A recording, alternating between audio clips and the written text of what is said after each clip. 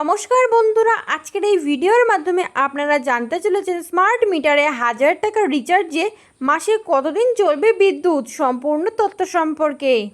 Smart মিটারে 1000 টাকার রিচার্জে মাসে কতদিন চলবে বিদ্যুৎ, জানুন খরচের আসল হিসাব।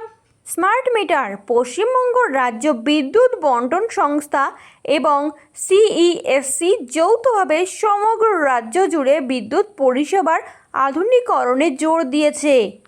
অ্যানালগ এবং পুরনো ডিজিটাল মিটার বদলে এখন ঘরে ঘরে বসানো হচ্ছে অত্যাধুনিক স্মার্ট মিটার। এই নতুন প্রযুক্তির আগমনে বিদ্যুৎ বিলিং ব্যবস্থার এক আমূল পরিবর্তন এসেছে। সাধারণ মানুষের মনে এই ব্যবস্থা নিয়ে যেমন কৌতূহল রয়েছে, তেমনই রিচার্জ এবং খরচের হিসাব নিয়ে তৈরি হয়েছে একগুচ্ছ প্রশ্ন। প্রিপেইড ব্যবস্থার মতো এই মিটারে আগে টাকা দিয়ে রিচার্জ করতে হয়, তারপর ব্যবহার করা যায় বিদ্যুৎ। ফলে মাসের শেষে এককালীন মোটা টাকার বিল আসার যে দুশ্চিন্তা, তা থেকে অনেকটাই মুক্তি পাচ্ছেন গ্রাহকেরা। তবে রিচার্জের টাকা কতদিন চলবে তা নিয়ে গ্রাহকদের মধ্যে একটি সাধারণ দ্বন্দ্ব কাজ করছে। স্মার্ট মিটারের কাজের পদ্ধতি এবং সুবিধা।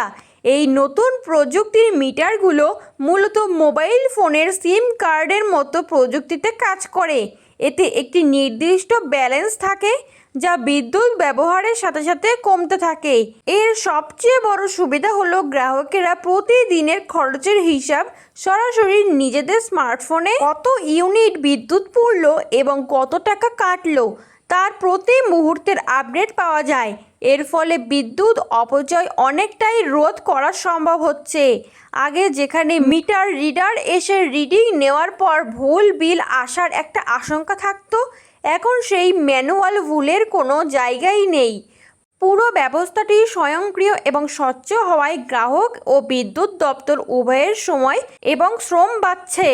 এরকমই নতুন সরকারের নতুন নতুন আপডেট পেতে চ্যানেলটি সাবস্ক্রাইব করে বেল বাটনটি প্রেস করে চ্যানেলটির সাথে যুক্ত থাকুন।